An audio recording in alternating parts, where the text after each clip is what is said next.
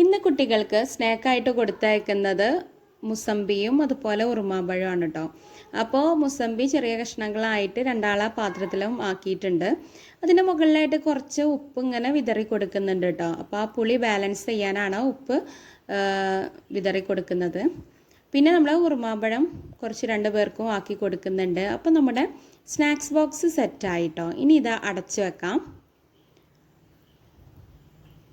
ഇനി നമുക്ക് അടുത്തതായിട്ട് നമ്മൾ ലഞ്ച് ബോക്സ് സെറ്റാക്കാം. അപ്പോൾ ലഞ്ച് ബോക്സ് എടുത്ത് വെച്ച് അതിലേക്ക് ചോറിട്ട് കൊടുക്കുകയാണ് കേട്ടോ. അപ്പോൾ ചോറിട്ട് കൊടുത്ത് കഴിയാനായി. ഇനി നമുക്ക് അതിലേക്കുള്ള കൂട്ടാൻ സെറ്റാക്കാനുണ്ട്.